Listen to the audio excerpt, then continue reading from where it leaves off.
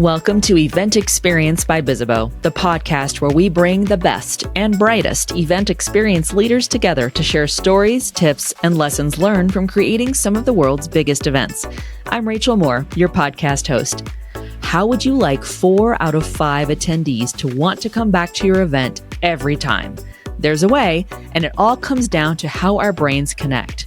Christine Renaud, CEO and founder of Braindate, is about to share her approach to getting beyond the transactional and into the meaningful exchanges that move attendees and bring them back for every single event experience you create.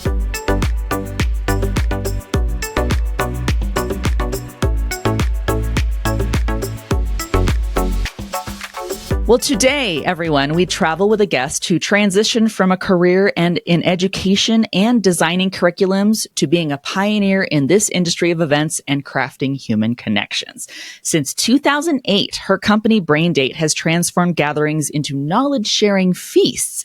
So we're about to hit the buffet together in today's discussion. Please welcome Christine Renaud to Event Experience. Welcome, Christine. I'm so pleased to have you with us today. Hey, Rachel. Thank you for welcoming me. Of course. As always, I do the super briefest of the brief introductions about each of our guests, but I want to give you the opportunity to introduce yourselves to our listeners. So please tell us a bit more about who you are and your role at Braindate. I'm Christine Renaud, like you really beautifully pronounced. So co-founder, CEO of Braindate. Actually, you know what? It was our 13th anniversary yesterday. Oh my gosh. So Braindate, is 13 years old as of yesterday. So we created this platform to help the world learn from each other, basically. And when we started, it was all about being in coffee shops. So it was really a citizen initiative where people would go in a coffee and have a coffee with a stranger to learn something new or share their knowledge. And we started actually working in the event industry after our first collaboration with C2 Montreal in 2013. So 2011, coffee shops, and then 2013, we started working in the industry. Amazing. I'm a big fan of coffee, also tea, but you can get tea at coffee shops too. But it does seem to be the ritual gathering place of people. But how timely then that we're having this discussion with you on the day after your 13th anniversary. So super excited about that. I actually have the fun get to know you questions next, if you're ready. So we're going to transition into that. So if you're spending all day at an event, what are your go-to on-the-ground shoes that you're going to be wearing? I went to 2 events last week and I had my platform Crocs. So Crocs Awesome. Makes amazing, gorgeous shoes that are extremely comfortable. If Croc is listening right now, I would love to be a brand ambassador. Just saying. We'll make sure we tag them. Be like, by the way, Crocs, you're going to want to listen to this episode. I love it. I have the high heels. I have the Crocs red high heels, but they're so big that I can't put them in my luggage because they take like half of my carry-on. I think this is the first time I've even heard that they make high heel Crocs. So I'm absolutely going to go check this out. Oh my gosh, that's great. Is there anything that you're listening to, watching, or reading these days that you cannot put down? Right now, I'm always, you were talking about buffet. I'm a total buffet reader and I'm a buffet eater. Like I love to graze on like many things simultaneously. I can read, I usually about 10 to 12 books simultaneously. Like I really love, like a good Sunday for me, if my children are not there and I'm alone, is like surround myself with my books and just like grazing through my books for a full day. But right now what I'm bringing with me, because I'm still bringing real books, it's a Radical Acceptance. Which is all a book about compassion and radical acceptance of ourselves, of others. It's an amazing, like when every single page is life-changing. It's like a gorgeous book. Yeah, nice. Really recommended. Excellent. Excellent. So let's dig into why we are gathered together, you and I, today, and why our listeners are gathered with us right now as they're listening. Well, we gather for all kinds of reasons, right? We gather for FaceTime, for event activations, lead generation when you get the business part in there, and of course, the eating, drinking, and being merry together. Your work at Braindate gets specifically into the exchange, and, I like to get into the scientific terminology here, frontal lobes, again, speaking of our brains. I'd love to learn your philosophy on knowledge sharing at gatherings. How did that lead you to create Braindate? Like what inspired you to say, this is what we need? Such a great question. So as you mentioned at the beginning, I'm an educator by training. So I was a teacher in schools.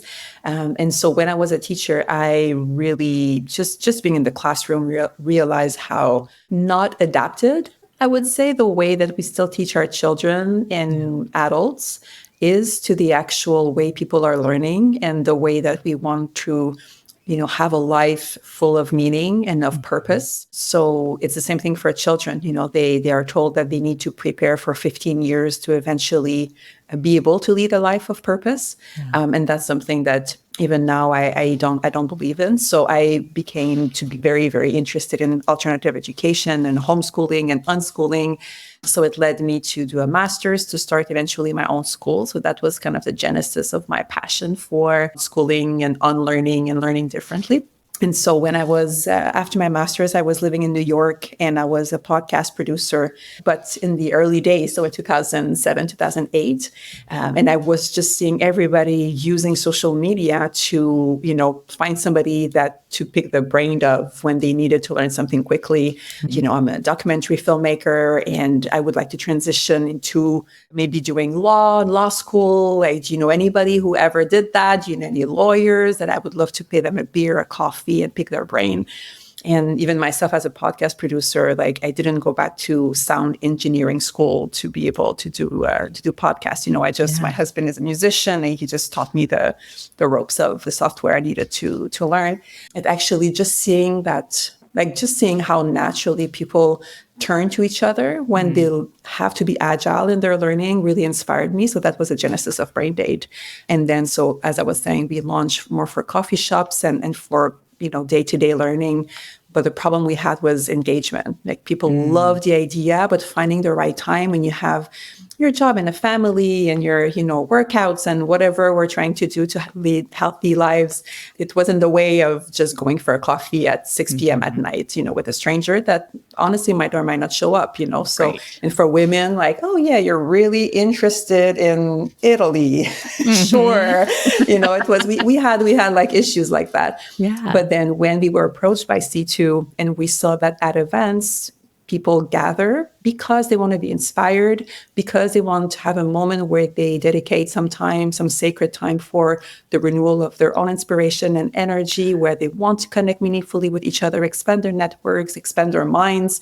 And really networking oftentimes is just cramming people in a room, sprinkling some alcohol on top of it and hoping for the best, and not to, disregard all the amazing initiatives that people put together, but it is difficult to really engineer that serendipity. Yeah. So we saw that we actually could really thrive in a place where people are already gathered, already have this intention, but don't know how to do it. And that was the start of Braindate at events. It sounds so great. And really, thank you for sharing that genesis and that evolution too, to realizing, I even just think right now too, I think I canceled lunch on a friend last week and I know this person. And sometimes it's just the, I got to get together and get out of the house and their energy that you expend to do that. But sometimes you have to, it's almost like trying to go work out where you remember there's going to be a benefit at the end of this. It feels like a chore to go do this thing, but you're going to have a great outcome from it. But I love that you share that was one of the real obstacles. But then of course, having that natural environment of the events where people are already there and that's what they're seeking. I want to ask you, obviously you can get together with people and it's very light on substance. Right? Where you're like, okay, we're exchanging information. I'm not necessarily actively listening to you. And maybe you're not really invested in saying things that are meaningful to me. How do you construct and how would you define a meaningful exchange? Because I bet, especially in an event environment, everybody's like, you just want my email or you just want to show me a demo. So how would you define a meaningful exchange as opposed to those kind of? So there's something you said just earlier when you said okay, that we kind of Braindate sits in the frontal lobe. Mm-hmm. If I could really name it the way that people use it, it would be more like soul date or heart date, because the whole culture of what we put together is really meant at creating belonging and creating a space where people can truly show up as their full self and not, like Christine, the CEO of Braindate, but Christine, the CEO of Braindate, the mother, the chef, the nature lover, the keto explorer, like everything that I am, when I come to a conversation, I bring it. And this type of kind of separation of what goes in business and what doesn't, for me, it's absolutely not true anymore. Like people really want to show up as their full self. And that's how they do business as well. The best business relationships we have at Braindate are with humans that we love and people that we get along with and that we have the same values, the same vision, the same mission. So in the context of Braindate, we have amazing conversations that take place. My team was just showing me at an event that was like high-tech event. We have Braindates, and the most popular topic was, I would love to share what I learned in terms of leadership surviving cancer. And that's that definitely calls for some tears and some emotions and embracing our vulnerability and being together as humans supporting each other. So the way that we go about it is pretty simple. It's in all our culture and our comms. It's all about loving humans and wanting humans to have a safe place to have brave conversations with each other, conversations that will propel them forward in their lives. And the way we encourage such conversations is by helping people to craft very unique individual topics of conversation that will gather one-on-one or a small group of people. So, it's most networking tools, they just rely on tags, creativity, innovation, but really creativity, I can think just right now about like 30 things I can talk about. But when you don't have that specific topic, when you come to the table, people are nervous. People, fall back to their default mode, which is like, okay, business development, proving to my boss that it was worth it for me to come here. So we help people to come in the Braindates from a place of courage, and I don't know if it's comfortable, like it's still, it's still a bit nerve-wracking. We're like, I don't know if I'll say the good things and the right things, but definitely a place where people can feel safe and feel that they can be their full selves in a conversation. Yeah, that's so incredible too, to get beyond that very transactional feeling business stuff, which is obviously a part of who we all are. But really, man, the second as you just had a great example there, the second you bring up like struggling with chronic illness, whether it's you going through it or someone you love, who can't relate to that? I mean, that's immediately finding those commonalities where it's like, let's step outside of the business, the boardroom for a moment and really start learning about each other. I'm loving this just because I feel like this is the foundation of human connection, where even if there's these big divides between us, there's going to be commonality there somewhere, right? Totally. Absolutely. And we have people who cry at Braindates, and people are, I would say, like, I don't have a stat on that. I have stats on other great things, but I don't have a stat on that. But I would say easily like 65%, 70% of people are moved by Braindates because they're not used to go to an event and feel that they can deeply connect with strangers. Yeah. Events can be very lonely, it's especially post-pandemic. People are extremely anxious of the small talk and the lack of meaning. And like folks are really looking to be connected to their purpose at all times and not just outside of work, So for folks to come to a place where they don't know anybody, they're in a crowd of 10,000, 20,000 people, and they can meet and talk to their meaningful strangers, it's really, really powerful. We'll be right back with more Event Experience after the break. Ever wished your event badge did more than just display your name? Whether you're an event organizer, exhibitor, or attendee, Bizzabo's Click Smart Badge transforms the event experience. From interactive networking to real-time attendee insights and lead capture, the Smart Badge is the ultimate game changer. Visit bizzabo.com/click. That's bizzabo.com/KLIK to learn more about the next generation of wearable event technology. Bizzabo, your partner for building conferences that captivate. We're back with Christine Renaud to get into the numbers of how Braindates impact event success. You're talking about creating moments, moving people. I mean, they're going to remember that. That's going to stand out to them, something they think back to, remember where they were when they had that experience, remember the people that they talked to. I mean, this is every event professional's goal. They really are, amidst everything else they're trying to accomplish, they are trying to foster that. They want to be able to say, I want that person to remember that they came to the event I designed And this is an excellent, a very human way to do it. So with considering all of those very compelling and sometimes competing goals that event professionals have today when they are designing those human experiences to gather people together, what are some things that you think can help empower them to create that knowledge sharing, the meaningful exchanges between their attendees? Yeah. I would say that a easy win in just the posture that we have as educators, because for me, event organizers, planners, managers are educators. And I think in a posture of educators, the easiest tweak or change of posture would be just in reframing our perspective of the people who have knowledge and people who don't have knowledge. And that's something we see everywhere, even in the mentorship relationship. And there's always this posture of like, okay, some folks deserve the stage, they deserve to be heard, and some don't. Some deserve to be sitting down and listen and be filled with great knowledge. And of course, there are some people more knowledgeable about certain thing or whatnot. But we've seen over and over again at Braindate that it's not just about knowledge, it's about life experiences. It's about, your failures. And an example that if folks that are listening heard me speak before, I always talk about this example because it was so telling that at C2 Montreal, in one of our first activations, I think it was in 2015, there was a young woman that came to the Braindate Lounge because we host the Braindate Lounge. We have learning concierge on site, so we can host a safe space and make people feel seen and welcome. And a young lady came to the lounge, and she was like 22. She was a student at McGill University, and she was like, what's Braindate? What is that? And so we explained. And she said something that we always hear, it's like, oh, I don't have anything to share. Like, I'm just a student. That's what she said. And we were like, there's nothing as such as just a student. Like a young woman, you look outstanding. Like, let's find a topic for you to put on the platform. So we helped her, and she put the topic, I can give you my millennial perspective on your product. That was her topic. And that year, it was the most popular topic. I bet. On the platform at C2. But, there was like CMOs, and there was like all the C's were there, but it was her topic because she had a unique perspective. So just changing that posture of deciding who deserves to be heard and who doesn't, I think is a huge shift. And, Braindate is a way, but there's so many ways that you can just reframe those power dynamics in a crowd.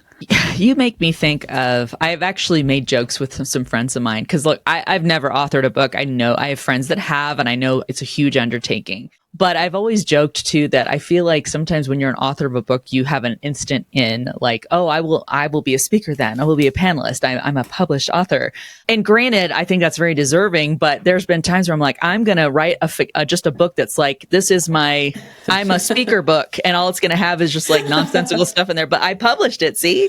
But to that point, I think you're so right that it can be very easy. And I think too, and not to knock, event professionals know they're all struggling to find ways to compel people to want to come, invest their time and often money to come to their event. Well, they are trying to get the people there that are going to make that a compelling reason, and a case for not only the attendee, but maybe they've got to convince, decision makers, bosses at their company. So they're always trying to find like, well, who are the people who are the names with that experience?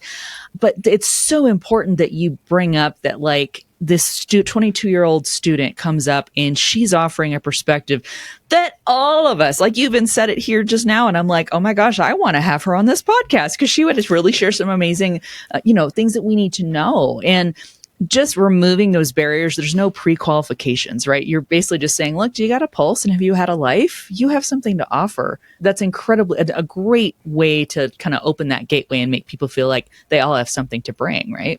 Yeah. And I mean, there are people I think that deserve to be on a stage. Like I was just at EduCause this last week, and Brené Brown was there. It was the first time I saw her speak. She's amazing. And we all deserve and, need a bit of Brené in our lives. That's absolutely fine. But the thing is that, and that's also something we work on, is that I really believe that learning is self-directed, and it has to be rooted in your own projects, your priorities, your burning questions. Like you learn when you're stretching yourself and you're not the person you have to be yet to be able to tackle, a project or a challenge that you have.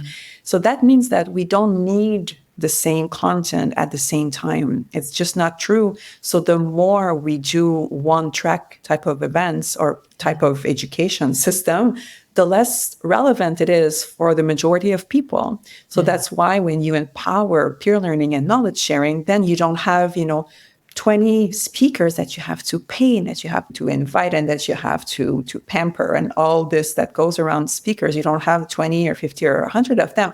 Now you have like 10,000 or 15 of them, and it's 10,000 or 15,000 of them. So it's everybody in a room can be each other's teacher. And that's what we need to reframe when we work on any type of educational initiative. Absolutely. Well, you rattled off some numbers there, which segues again beautifully to my next question. How about some results? Do you have any receipts from how knowledge sharing has improved outcomes for attendees and the events they participate in? We'd love to hear about those. Yeah, we just started to measure. So we've always measured impact of Braindate. We're a B Corp. Impact is, at the core of everything we do.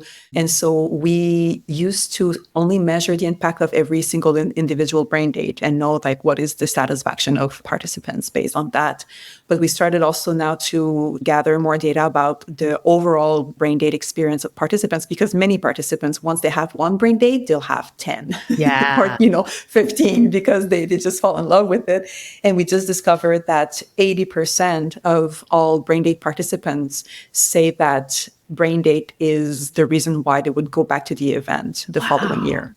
So in terms of retention, what we create, which is, and again, it's not just about Braindate. That's not what's interesting here. What's interesting is why are people more likely to come back to the event after their Braindate? And it is because of feeling seen, feeling valued, feeling useful, being able to learn based on their own purpose and their own priorities, and also connecting meaningfully in a space of belonging with other folks.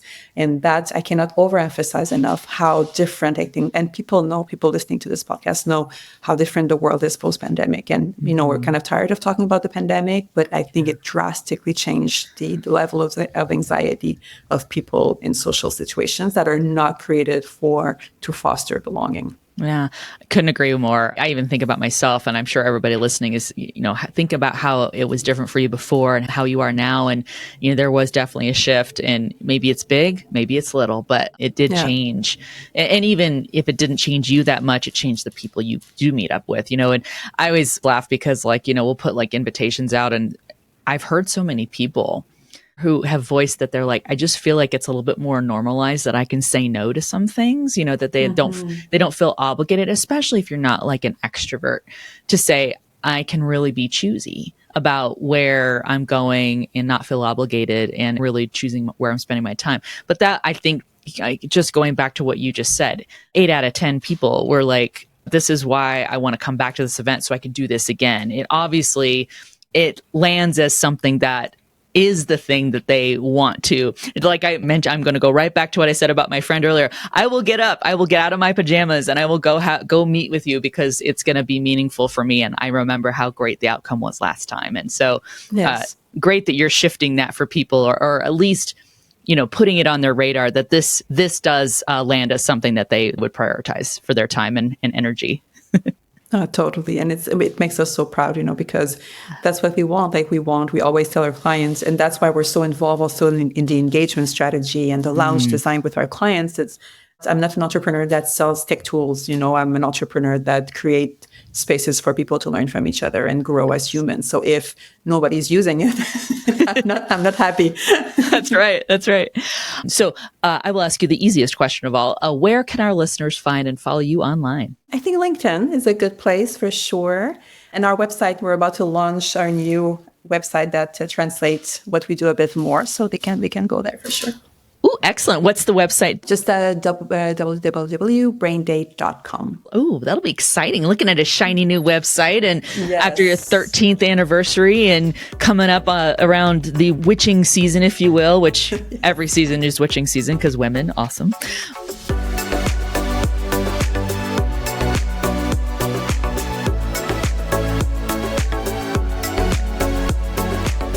Christine's Skill Up advice reminds us all to look beyond someone's title when we think about them as an attendee. You can never separate the humanness from the humans. Something around like, it's very similar to what I said earlier, but we're never just a mother, or we're never just, a VP of events, or we're never just anything. We always come with everything that we have and that we are. Yeah. And that, that includes like emotions, and that includes, perspectives on many things, knowledge. So I think that the more we design experiences around what it means to be a thriving humans with all our facets, including, our mental health and our physical health, like sitting. When I go to events, I stand in the back, like sitting all day, all of those things that it's not about events, it's just about the way that we craft our ways of working in the society we're currently in. And I think that school has such a huge responsibility in reframing some of the things we take for granted. But I also think that events can play a huge role in that, because people come to events wanting to be inspired and wanting that kind of break from my current ways, that break from what I always do. They want to have these experiences that will shake them up and reframe some of the things that need to be reframed. And I think it's such a great honor for us as event professionals to be like, okay, I don't have all the answers, but I'm going to try and give you another perspective on what your life could be, and implement, and not just talk about it, but like make people live an experience that will alter the way that they imagine their lives, Thanks again to Christine Renaud for joining us on Event Experience, and thank you for listening. If you're enjoying the show, we'd love to hear it. Connect with us on social and subscribe, rate, and review us wherever you're listening. Also, don't forget to share the show with your colleagues and friends. You can find transcripts of each episode and key takeaways on bizzabo.com/podcast. On behalf of the team, thank you. We'll gather again soon for a new episode of Event Experience.